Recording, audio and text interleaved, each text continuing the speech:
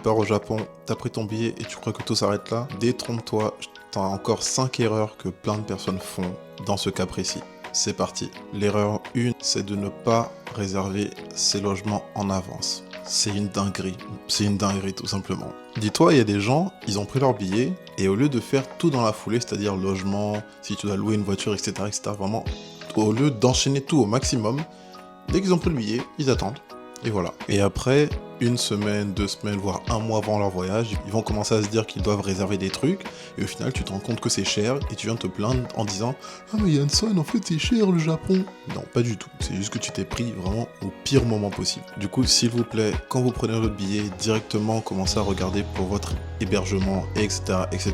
Carrément, faites tout en même temps. Comme ça, t'as l'hébergement, t'as le billet, etc.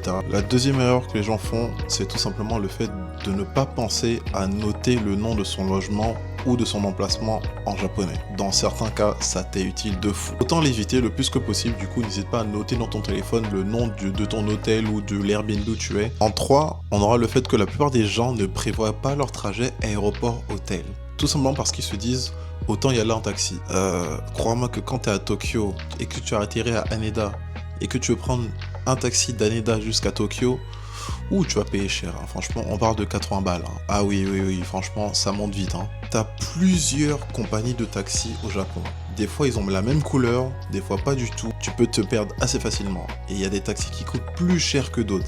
La quatrième erreur, ça va être ne pas privilégier la meilleure connexion possible. Parce que je vous vois, il y en a, ils prévoient tout le temps de passer par une pocket wifi, mais bon, ça peut ne pas être rentable. Il y en a qui se ruent à l'aéroport sur les SIM physiques, mais ça aussi, il y a du monde, et des fois, c'est pas avantageux de fou. Moi, j'opte pour une solution toute simple, qui sont les eSIM Plan Japon. Et avec le code de réduction Yanson5, tu as le droit à 5% de réduction sur les prix déjà bradés des eSIM Plan Japon. Crois-moi que niveau rapport qualité-prix, c'est le meilleur que j'ai testé jusqu'à présent. Du coup, franchement, vas-y, les yeux fermés. Je te mets le lien en bio si tu veux tester. Et la cinquième et dernière erreur sera tout simplement le fait de ne pas avoir de cash sur soi. Je vous l'ai dit et je vous le redirai jusqu'à ce que vous pigiez, mais c'est important d'avoir du cash sur soi. Que tu en prennes à l'aéroport, que tu en aies avant, etc. comme tu veux, mais c'est important d'avoir du cash sur soi. Plein de magasins au Japon ne sont pas du tout ouverts à la carte bleue, du coup vous devez vous balader en permanence avec du cash. Du coup s'il vous plaît, baladez-vous avec du cash, ça vous sauvera la vie à tous les niveaux. Je t'invite à like la vidéo si tu as appris un truc et n'hésite pas à me dire ce que tu penses en commentaire. Sur ce, like, commente, partage et abonne-toi et on se retrouve très bientôt pour de nouvelles vidéos.